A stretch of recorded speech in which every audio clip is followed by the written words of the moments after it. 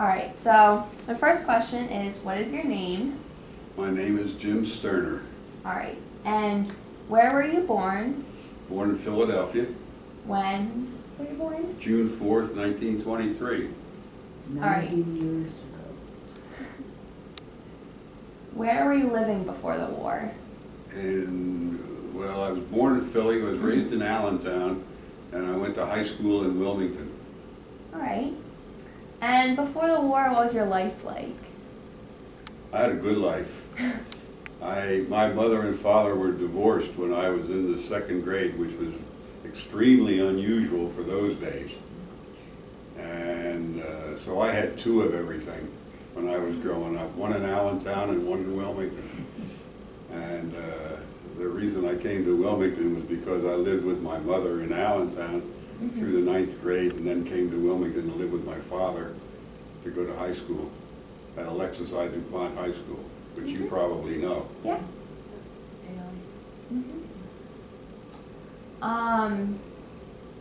Did you have a girlfriend before the war? Yes. And is she now your wife? Well, the last girlfriend I had is now my wife, yeah. Uh-huh. We were married Good during the answer. war. Oh, wow. Oh. You guys, We will be married 70 years in July 1st. wow. It's a long time. Did you guys keep in touch during the war? Did you guys write a lot of letters? We wrote to each other almost every day, Wow. and we still have every letter we wrote to each other, which I cannot explain. I was an enlisted man in the infantry, Mm-hmm. and in the infantry, you're at the bottom of the food pile. I had to carry everything I had, and I still don't understand how I was able to get all the letters she wrote me home, because I must have carried them in my duffel bag. And but we have them up in the loft up there in a suitcase, and every once in a while we read them. Wow. How did you feel about Japan prior to Pearl Harbor being attacked? I have no idea. No opinion, probably. It was, in those days, I guess the way we all felt about Japan was that they were a manufacturer of cheap imitation toys, because the expression "made in Japan" was derogatory. And if something was no good, we'd say, it's probably made in Japan. And that's about all I know about Japan that I can remember. Mm-hmm. What do you remember about the Pearl Harbor attack? Pearl Harbor was a Sunday. Mm-hmm. I was going to the University of Delaware, and I remember I was in the fraternity house, and the phone started ringing, and I think every father of every fraternity brother was calling and saying, "Don't do anything rash, and take it easy, and be calm," because all of us were hit with a rush of patriotism, and we all thought we should go save the country. Mm-hmm. And one fraternity brother did. We had a fraternity brother who was a senior chemical engineer in December. He would graduate in June, and he left a couple of days later, joined the Army, and we all thought he was crazy, but he did. And he didn't get his degree until after the war. Wow. Yeah. So when did you enlist? I enlisted in December 1942. All right. So that was about a year after Pearl Harbor. Year after. Mm-hmm. And how old were you when you enlisted? 19. All right. And why did you enlist? Like, what was your motivation? Well, the war had been going on for a year, Mm-hmm. and I was a healthy young man, and everywhere I went, I thought everybody was looking at me and wondering, why aren't you in the service? Mm-hmm. And I guess my conscience dictated that I go. Mm-hmm. Did your parents want you to go to war? No, but my father was a customs collector in Wilmington, And at that time, the Customs Department of the government was in this, under the Treasury Department, as was the Coast Guard. And my father said to me, I am not going to give you any advice about what to do about going into service, because if something happened to you, I'd have it on my conscience. But if you would like it, I know all the admirals in the Coast Guard, and I can fix it up for you to guard the Marine Terminal in Wilmington for the rest of the war. No, not me. I want to go. So I enlisted in the Army, and as I ended up in the infantry of all places. All right. And did you have to go to training or any boot camp? Yeah, I had 3 months of basic training in Texas, and then the Army sent me to Drexel to continue studying engineering. And then that program was canceled, and I was sent to the infantry in Camp Claiborne, Louisiana. What was training like? Was it really hard? Training for me was very hard. Mm-hmm. In those days, there's a saying that the Army is always fighting the last battle. And the battle of those days was in Africa. And in Africa, water rationing was a huge problem to get water to the troops. So when I took basic training, we had to go out on 3 and 4 day maneuvers with 1 quart of water per day. And I was thirsty, and we had to shave, by the way, besides having 1 quart. So I still remember, and to this day, and I'm not crying now, I'm just telling you a fact. To this day, when I'm real thirsty and have a drink of water, I am really grateful for it. Mm-hmm. Yeah. What places were you stationed at later?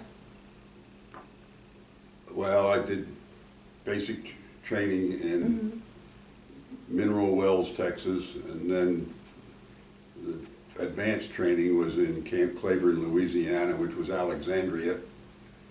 And then I went overseas from Alexandria and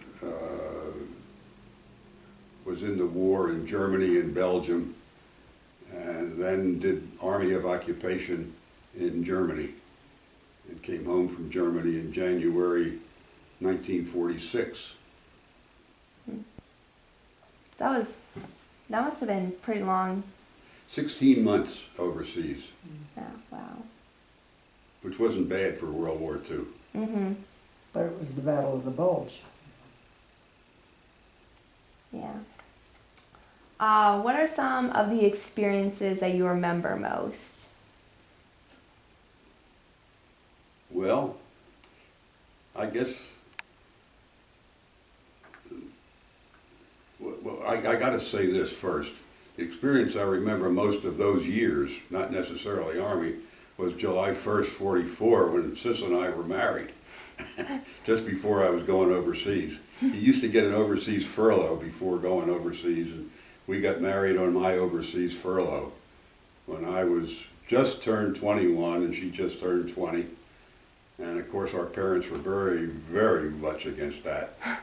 And so that's the number one experience of my whole life, right? He knows what to say. Then I guess the Army experience, I guess I was wounded on December 26, 1944, in Belgium during the Battle of the Bulge. Mm-hmm. And I guess that day stands out in my mind more than any other. Mm-hmm. How were you wounded? Wounded with an artillery shell, an American artillery shell. We were on the side of a hill in a little town called Bourdon, Belgium, and the Germans were on the top of the hill, and they had some tanks up there. And we had been looking at each other, they in their tanks and we sitting out on the ice for a couple of days, and we were getting along fine. Nobody was shooting at anybody. But the artillery, this American artillery, decided they were going to knock out the tank, so they fired a 4.2-inch mortar, which came in just a little bit short, and that hit me. Wow.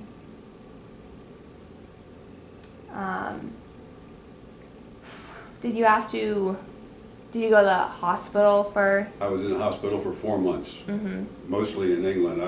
I was hit in Belgium and taken back to the town of Liège, Belgium, which Liège, Belgium at that time was the most buzz-bombed city. Do you know what a buzz bomb is?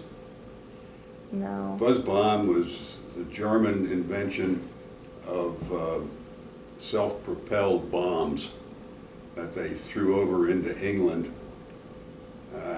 It's a rocket.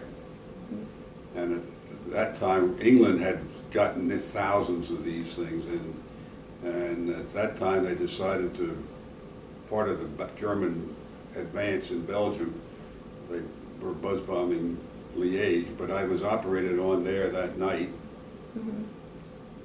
But there were so many casualties that what they did was just take the shrapnel out of me and leave the wounds open and bandage them. And I was then put on a hospital train from Liège to Paris. Mm-hmm. And I was in a hospital in Paris for about 3 days. Spent New Year's Eve of 1945 in a hospital in Paris. I always say I spent New Year's Eve in Paris, but trouble is it was in a hospital where they dressed the wound, and on New Year's Day of 1945, I was flown from Paris to England, and I was in a hospital near Nottingham, England, and a couple of weeks later they actually sewed me up. Mm-hmm. And then 4 months after that, you were back. I was released from the hospital, had a furlough in England, and I was back, and I landed back in France, in Le Havre, France, on VE Day, May 8, 45, Mm-hmm. which was a hot, hot day, and I'd been in the hospital for 4 months, so I was not in the best of shape, and I had full field pack and all the equipment, and we had to walk up a long hill from the dock up to the army camp. And the French, of course, were blowing every whistle and horn that they could get a hold of. And I was in a detail of American men in the same boat I was, and the French were offering us bottles of wine, and they were going crazy. The war's over. Mm-hmm. And we were so miserable and hot, we were saying, get out of our way. We don't want your wine. So that was May 8th. Mm-hmm.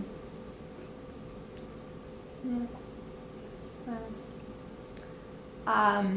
What do you remember about the wartime propaganda? I guess the thing I remember most is that when we were in foxholes on the front line, the Germans frequently played a recording, and I think there was a woman Axis spoke Sally. English, and I think they called her Axis Axis Sally, Mhm. which you will read about if you go to Google, I'm sure. And Axis Sally would tell us, welcome to Germany, your wife and your girlfriend are home with another man, and why don't you just quit and go home because we're going to win the war in the end, and they would play those recordings, and that's probably the propaganda that I remember most. Mm-hmm. What about some propaganda used in like the United States before you went to war? Well, we were indoctrinated, and there was a series of movies, why we're at war, and talking about the terrible Nazis and the atrocities, and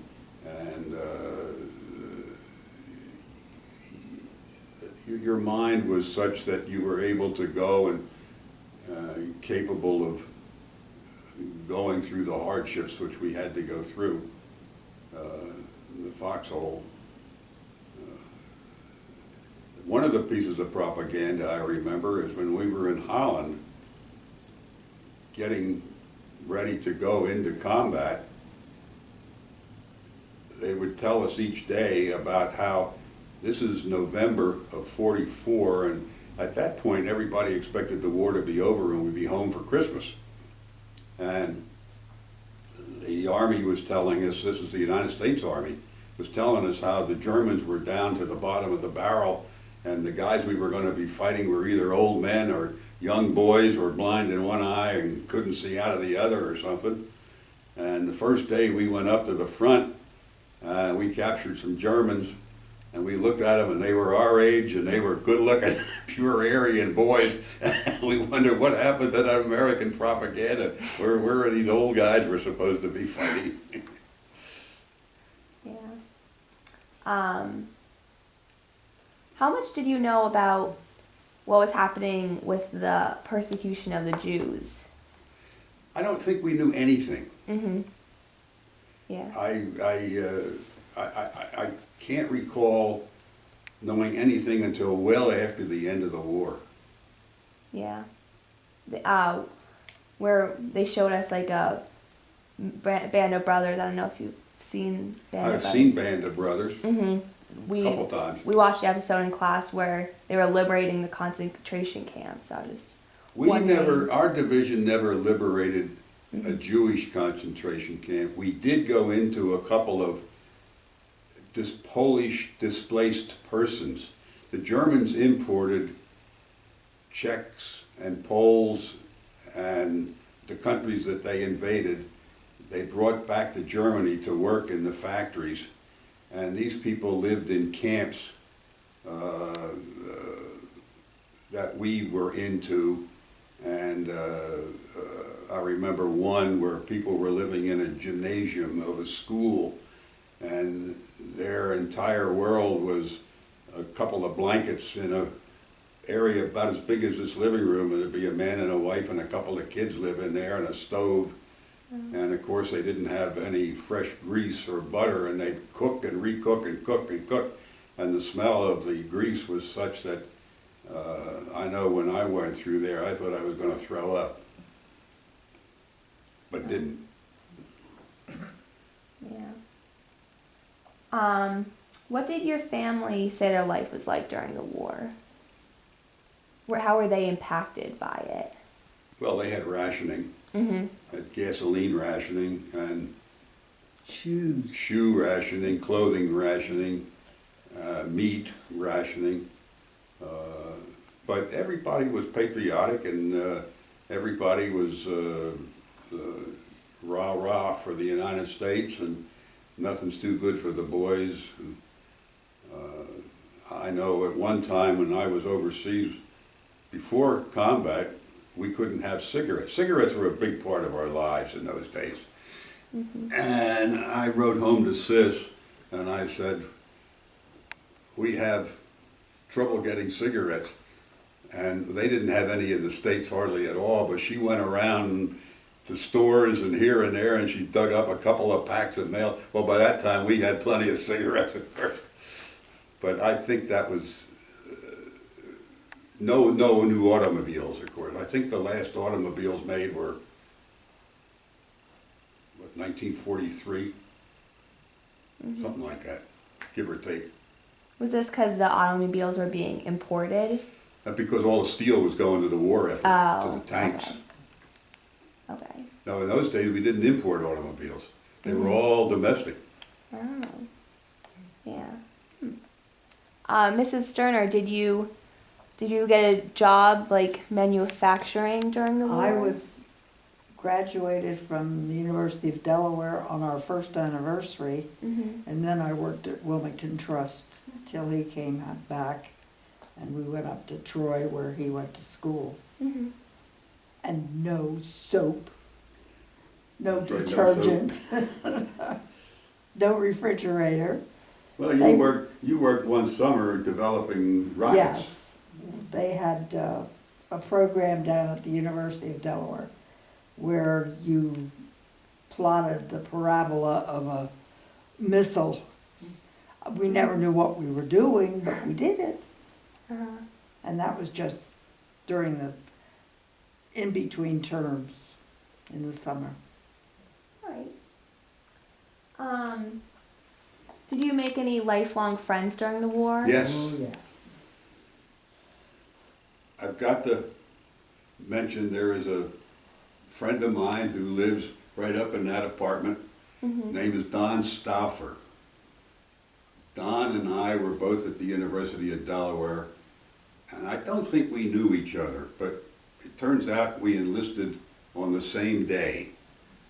In fact, we were in the same line, and his serial number is 5 higher than mine. So he was 5 guys behind me in line when we enlisted. And his name being Stauffer, S-T-A, and mine being Sterner, S-T-E, we took basic training in the same platoon. Mm-hmm. We were sent to Drexel, and we were roommates at Drexel when they sent us back to college. And when they sent us to the 84th Infantry Division, we were in the same platoon again.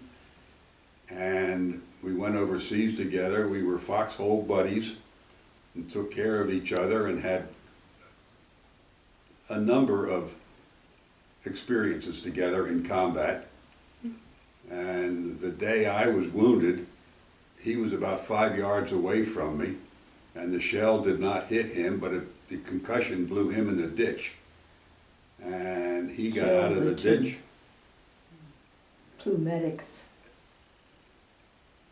I wasn't going to get into that, but what really happened was we were on a road and the Germans couldn't hit us because the road was dug into the side of the hill. And we were walking up the road when the American mortar came in, and the first one came in and hit me in the right leg, and Stauffer was there, and I sat down to see how badly I was wounded, and as I was pulling my pants leg out of my boot, a second shell, and Stauffer was sitting on my right, and 2 medics came, and one medic was sitting in front left, the other medic front right. The second shell came in about 5 yards or 10 yards the other side of the medics and killed both of the medics. And they fell over my legs. And Stauffer was there, and he was able to get some other people and get a Jeep. And we were so protected from the Germans we could drive a Jeep right up the road. Loaded me on the Jeep, and he saw to it that I got back to the aid station. So I was in an aid station in about 10 minutes after getting hit. And he went back. And he got frosted. And he came home. Yeah, he about 3 or 4 days after I left, he had frozen feet, and he was sent right back to the States. And I accuse him to this day, because we still see each other very frequently, that he just couldn't get along without me up there, and that's why he had to leave too. Mm-hmm. How come he was sent back instead of you? Like, was his wound considered worse, or? Yeah, what the rule was in World War II is if you were going to be in the hospital for more than 4 months, if that was a prediction by the medics, you would be sent to the States. But anywhere from 1 month to 4 months, you were sent to England. Less than a month, you'd stay in Paris.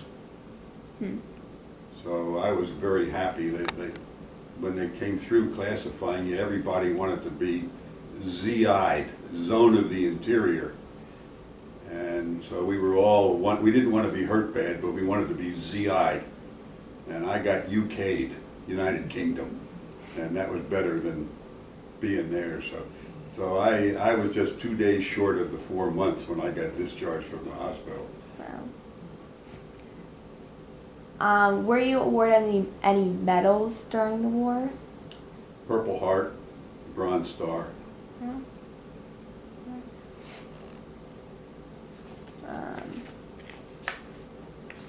Which you gave to his grandson. Yeah, we have a grandson in New Hampshire. Well, he's in Phoenix now, and I didn't see much of him growing up.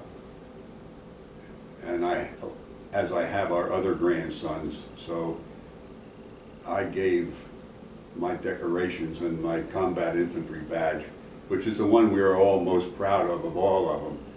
I don't know whether you know what that is or not, but it's you see it on a lot of soldiers today. It's a bar about this long with a silver leaf wreath, half a wreath around it, and it's always on top of all the other ribbons. So if you see somebody picture someday, you will see a combat infantry badge and say that's the one we're proud of, because it's for acting honorably under fire. And I gave all that to our oldest grandson, and our daughter had it all mounted on a black velvet piece of fabric and framed, and get a little bit closer to that grandson that I didn't see much while he was. Other grandfather gave him his medals too. Yeah, so the other grandfather he was in the Navy, and he gave him all his Navy stuff, so they're all in the same plaque. How did you get your awards? Acting honorably, Mm-hmm. doing what was expected and a little bit more. Right. How is your life affected today because of the war? Well, I don't know how to answer that. I bore people to death. When I was in combat, I went in combat November 17th. And I was wounded on December 26th, so I think you'll find that 36 days I was on the front line. So this time of the year, today is November 23rd, my mind, every year I think since 1944, at this time of year, my mind is back in combat. Mm-hmm. And I can tell you, for instance, that on the 23rd of November, 1944, I had just finished attacking a German pillbox for 5 consecutive days. And in those 5 days, our company went from 200 men to 44 men, and we never did capture the pillbox. So the Germans won that little battle. Mm-hmm. So that's probably the biggest way it has affected me. Mm-hmm. Plus, when I got out of the Army, I swore I was never going to join the American Legion or the VFW or anything, that was a phase of my life. It was past, it was done, I did it, I seen it and I done it, and it's over. And I never did until about 1980. And at that time, a bunch of the guys I was in K Company, and a bunch of the guys started to get together at reunions once a year. And they put out a letter. And I refused to go for a number of years, and then they had a reunion in Harrisburg. So I said to Sis, let's go over. So we got a hold of Stauffer, who was living in Canada at the time. And some Stauffers and we went over and had a wonderful time. So we went to a number of reunions anywhere from San Jose, California to Providence, Rhode Island. Mm-hmm. So we saw a lot of the country because of the Army. And Springfield was important because of... Yes, this is talking about Springfield, Illinois. Our division was the Abe Lincoln Division. We were called the Rail Splitters. You know about Abe Lincoln being a rail splitter. And our patch was an axe in a log, a patch that was on our left shoulder. And we consider Springfield, Illinois our home base because of the Abe Lincoln, and we went there twice to reunions and made a lot of friends. We renewed friendships from the Army and made a lot of new friends at those reunions. And most are gone. Oh, okay. Did most of your division, though, survive the war? Oh yeah, most of it did, yeah. Mm-hmm. Our company, a couple of guys got together in the 70s and wrote a book about our company. And they looked up a lot of statistics, because a lot of these numbers that I'm quoting, like 44 men left after 5 days, I didn't know that at the time, had no idea I knew we had taken a beating, but a couple of guys wrote a book and they looked at all the Army records, and all of this is on the record. And there were just under 200 men in an infantry company in 1944. And our company had 38 killed. But the wounded was probably mostly trench foot or frozen feet. Was large, and there were another 200 men who went through the company. So we had by numbers, we had 100% turnover. But on December 26, when I was wounded, after 36 days in combat, there were 11 other men of the original 200 still with the company. And I think most of them went all the way through and were not wounded. So I think of the original roughly 200, there were 10 or 11 that were not casualties of one kind or another. Mm-hmm. How many are there today? I don't know exactly, but it's not more than 5. Mm. Wow.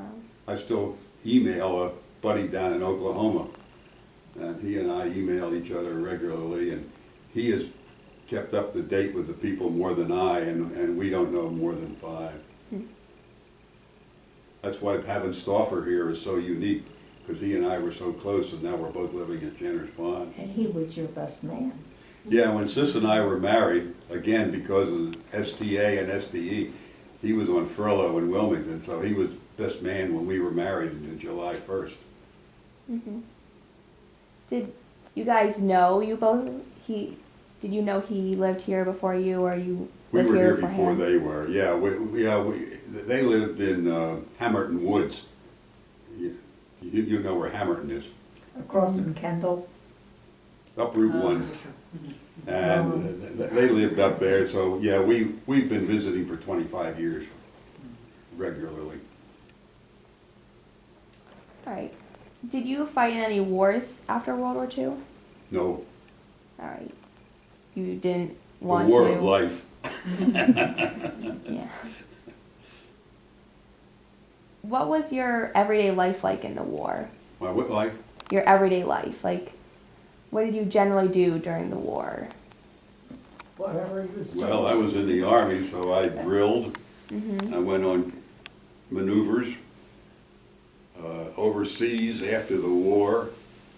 The Army had a problem because they had, how many men in Europe? 10 million?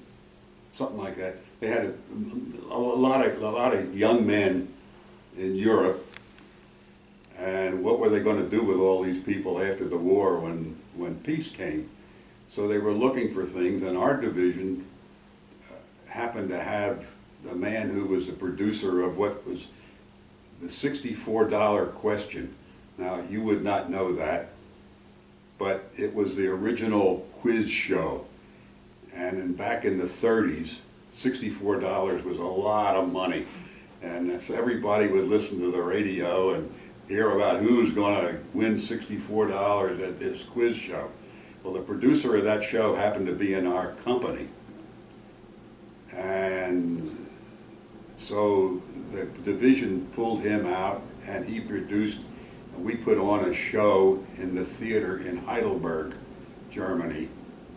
And the division had part of the show was the grand finale was having an infantry squad do a manual of arms to music.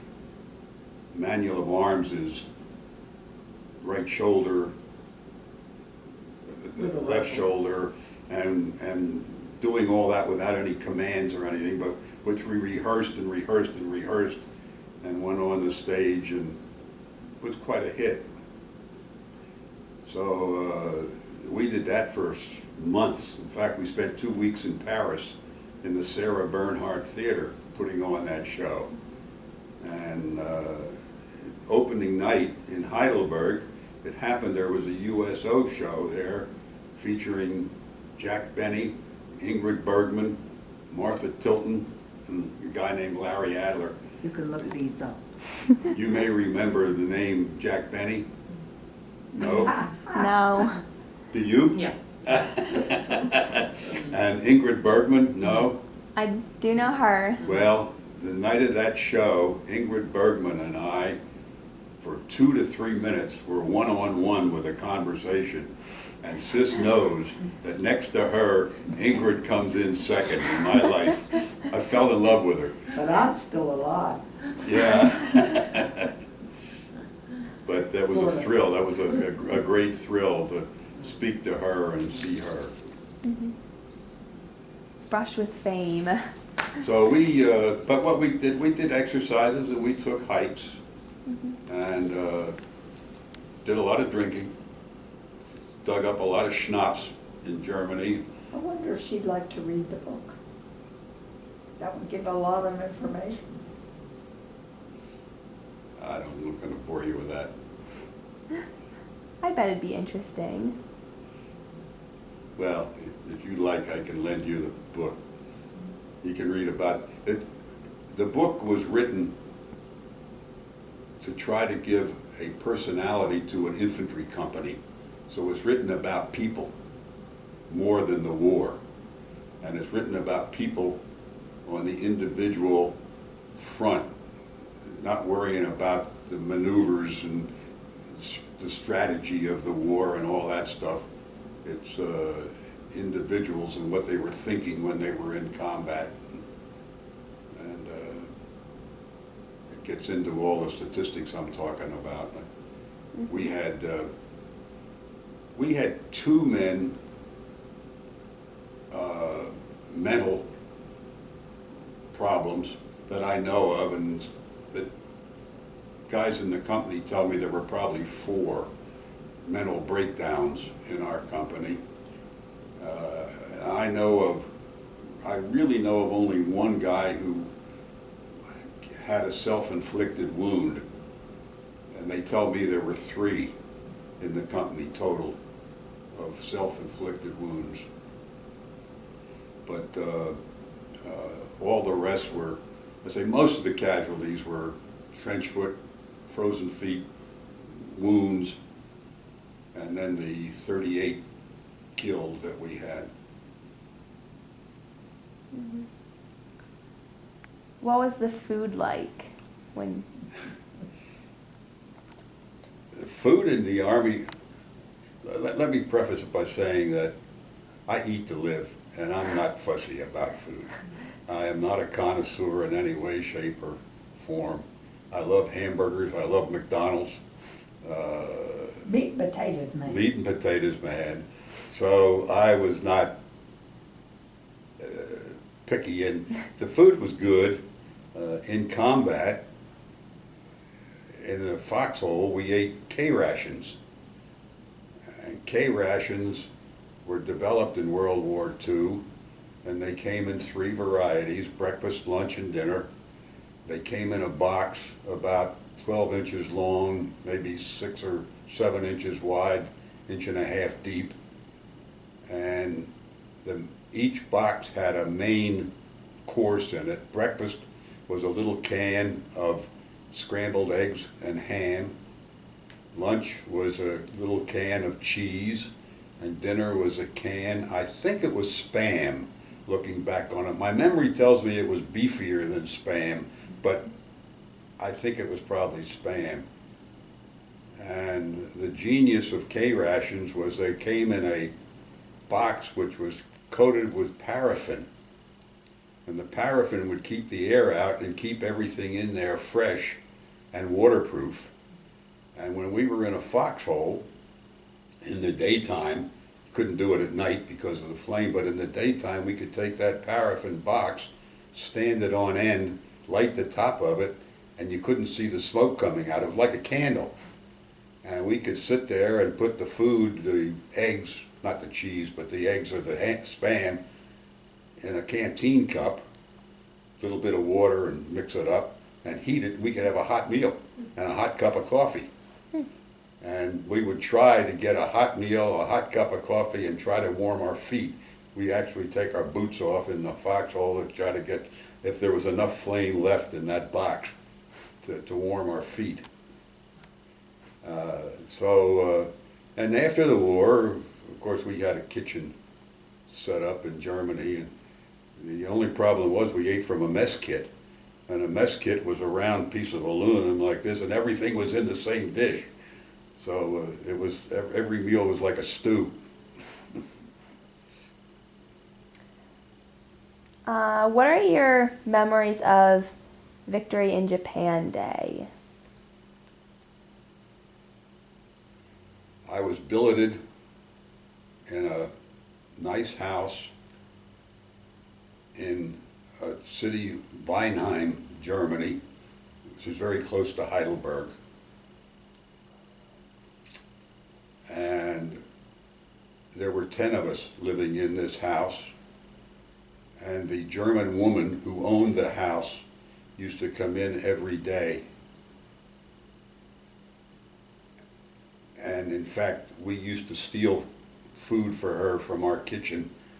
And Frau Lowry was her name, and Frau Lowry lived a pretty good life for a German woman at that time. Unfortunately, her husband was in the German army in Russia, and she hadn't heard from him for 6 months or something like that. I don't know to this day whether he ever got back, but I suspect not.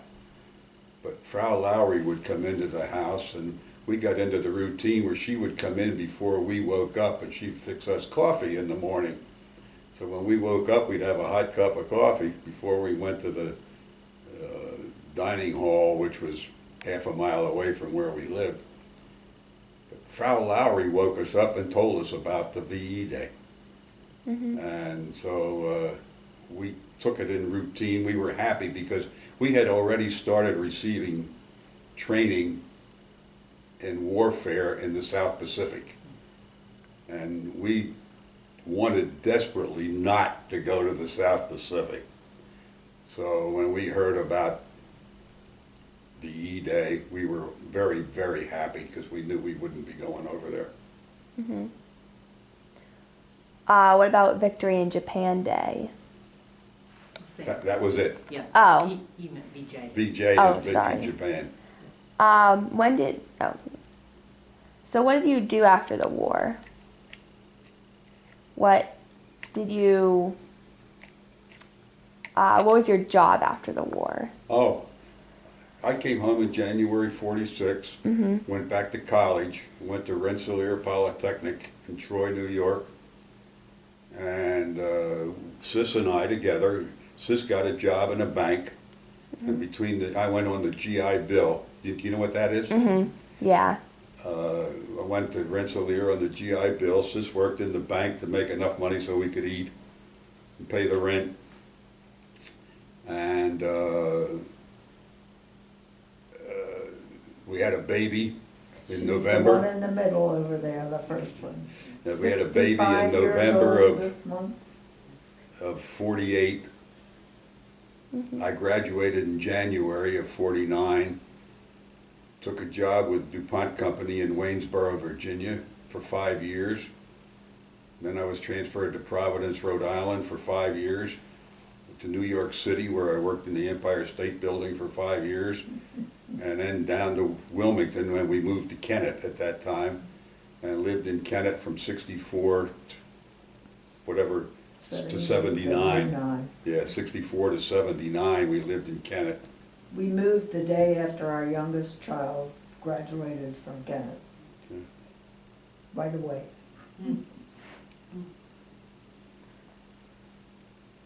How much do you tell your daughters about your time in the war?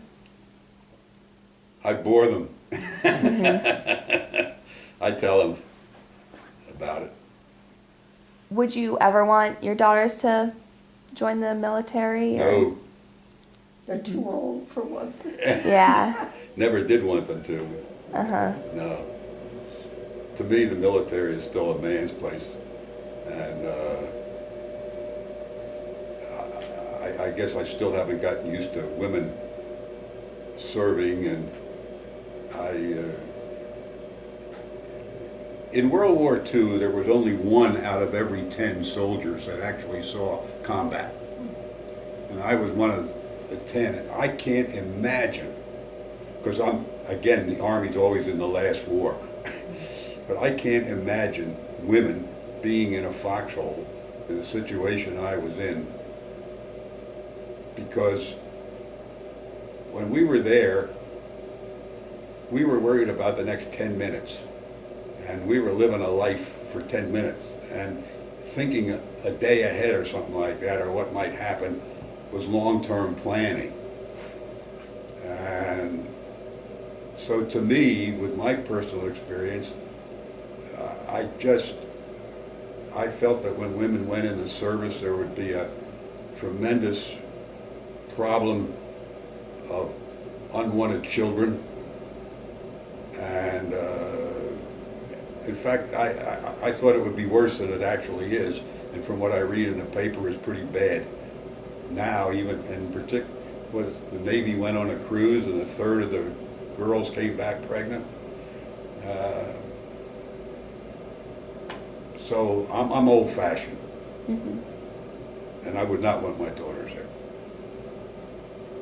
Or my wife. Thank goodness. Do you watch a lot of World War II movies? Yes. Do you think they're similar to what the war was actually like? In some ways they are, in some ways are. My favorite gripe, Vicki, you mentioned Band of Brothers. Mm-hmm.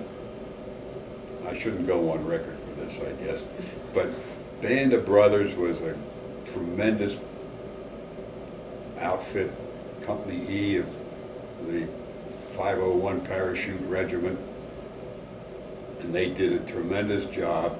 But in the movie, the thing that gets to me is every time in the Band of Brothers, if you look at it, every time artillery started coming in, they would yell to each other, "Incoming, incoming, take cover, take cover."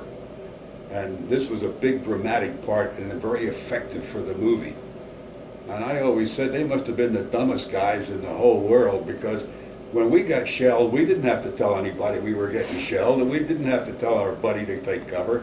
We automatically took cover right away. And so that's the kind of stuff that I get in, which is, of course, a little bit of hogwash, on my part. Mm-hmm. And I also see guys with 60mm mortars blowing up a tank. Well, a 60mm mortar was a little pea shooter like this, and when we'd fire our 60mm mortar, we'd have trouble seeing where it burst out in the field, because it was such a little thing. And you could never blow up a tank with a 60, but that's part of the movie, and you accept it.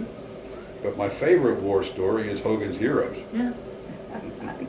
Do you know Hogan's Heroes? I don't. Oh, Vicki, you've got to watch them. If you're on Comcast Which is not cable. true, of course. Oh, it's not the all way it fiction. was. It's hilarious, but it's on. Do you have Comcast cable? Comcast cable basic. Yeah. Well, on channel 249, Monday through Thursday, at 9 o'clock at night, you can see Hogan's Heroes, and you'll love it. No, you You probably won't understand it. Yeah. Great show. How are your knees? Oh, not too bad. It's a nice carpet. I think that's all I have. If there's anything else. Thank you, though. Wait, didn't Mr. Ellie tell us that you saved someone's life, or you saved your buddy's life? Well, Ellie that's Ellie and Walt heard my story a couple of times. Jenner's Pond put on a series of 19 programs in the theater where they had 3 men in each program from World War II tell their story in 15 minutes. Women. And women, yeah. Women, Army nurses, and there's a couple of women that were raised and lived in Germany during the war, which was particularly moving story that they had. And though I had 15 minutes to tell my story, and one of the stories I told in there was about, it was December 7th, the 3rd anniversary of Pearl Harbor Day. 3rd, 41, 2, 3, yeah, December 7, 44. We were in a holding action in Germany. In other words, we were not attacking the Germans. We were in foxholes, and we'd have half the company in the foxhole and half the company in a cellar about 50 yards back where the houses were.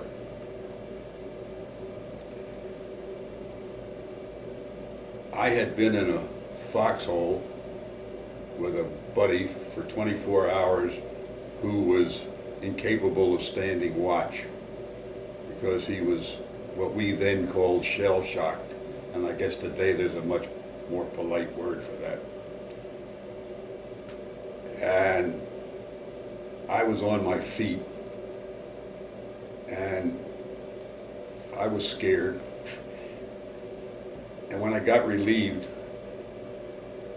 Don Stauffer was with me, and we went back into the village of Lindern, Lindern, Germany, still on the map.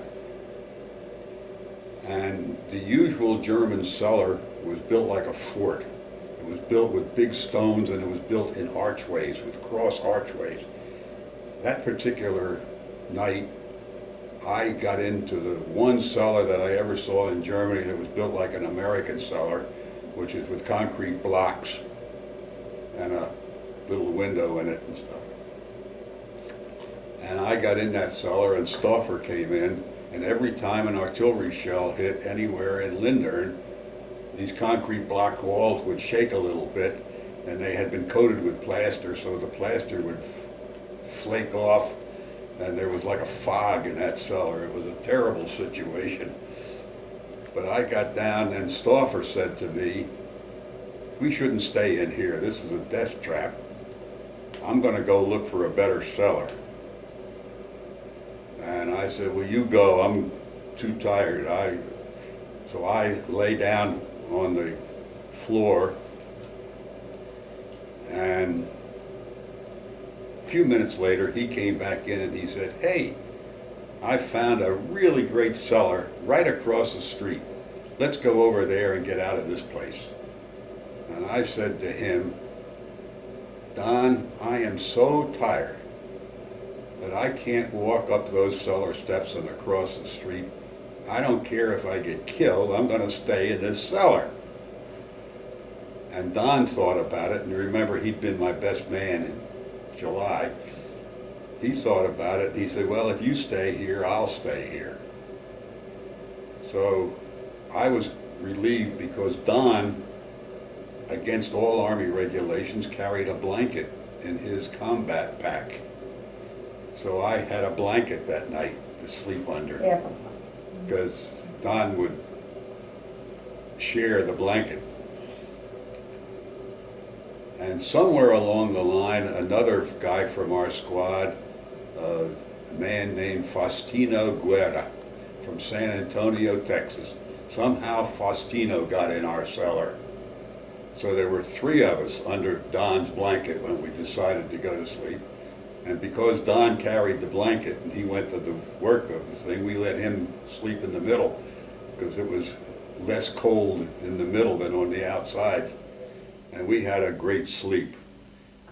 And when we got up and got stirring the next day, we found out that during the night, that cellar across the street had been hit, a direct hit in the doorway with a large artillery shell, and killed 8 men and wounded the others who were in there, and our cellar came through.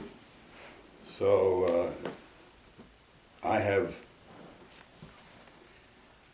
that always taught me a lesson to always put off till tomorrow what I didn't have to do today. which really irritates my wife.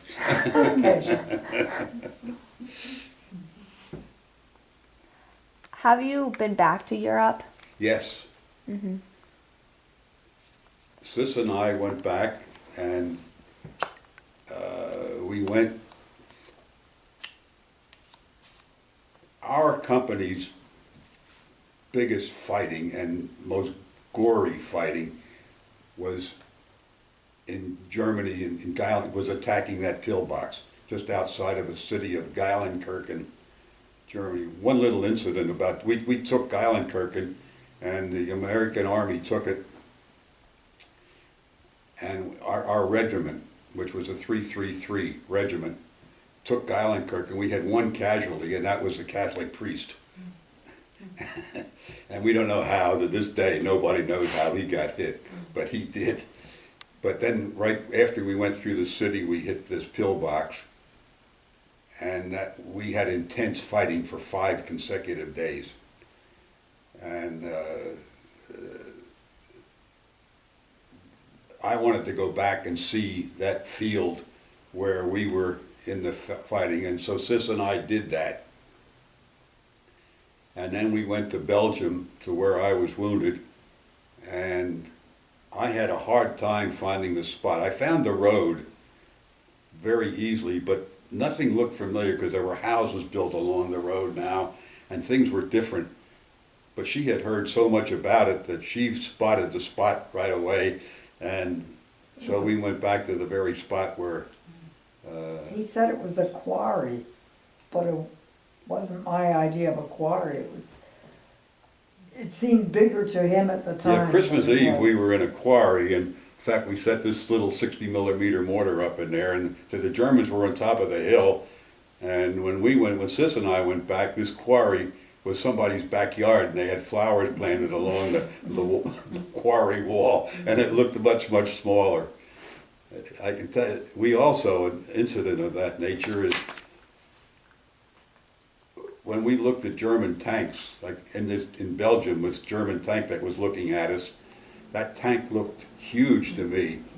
And one time, a few years ago, we took the grandkids down to Aberdeen, Maryland, where they have a collection of tanks, and I saw the German Tiger tank, and I said, it can't be, it's just so small.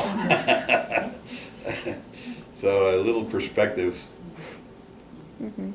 How about when the tanks were up there and out of gas? Yes, this is talking, in Belgium, this road that I keep talking about where I was wounded that went up the side of a hill, made a right angle turn at the top of the hill into a woods. And we could see a German tank in the woods, and it had an 88mm gun on it, which is about that big around, deadly weapon, best weapon in World War II in the European theater. And so we stationed a bazooka right at the turn of the road, and on Christmas Day, 1944, Don Stauffer and I were manning that bazooka and looking at the tank, and we couldn't dig a foxhole because everything was too frozen, so we were lying on top of ice. And after a couple of minutes, I said to Don, I hope you know how to fire this thing, because I've never even seen one fired before.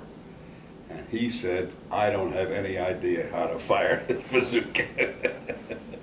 So he and I, the bazooka had a little rocket in it. So he and I took the rockets out of the ammunition bag, and we looked it over and decided, well, if the tank moves and we have to knock it out, here's what we'll do.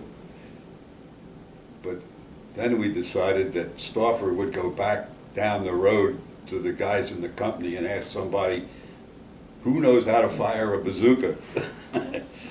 And he went down the road, and he was gone for an hour. And I was sitting out there by myself wondering, what in the world happened here? It turned out, since it was Christmas Day, everybody had pulled back into the little village of Bourdon, and they had brought turkey up. And everybody was eating turkey, except Stauffer and me. So they scared up a couple of guys who relieved Stauffer and me, and we went back and we had our turkey. Never learned how to shoot that gun. And then, years later, we had the tank commander over to a reunion in the States. And we talked to him about it, and it turned out there were 12 tanks in the woods, which we didn't know about. And the reason they didn't shoot us or attack us and kill us was they were out of gas, which is a story, if you ever read the history of the Battle of the Bulge, you'll find that the Americans realized that the Germans didn't have enough gas, and they burned our gas dumps one after another so the Germans couldn't get the gas. And that probably saved my life. Mhm. The tank commander's name was Gerhard Ebbe. I think I'm all done with questions, unless if there's anything else you'd like to add. I'm sure I bored you enough. No. No. No. All I can say is that the worst part of the whole war was being away from SIS. I was over there, and 100% of the time I was over there, I was homesick, lovesick, and I would have done anything to get home.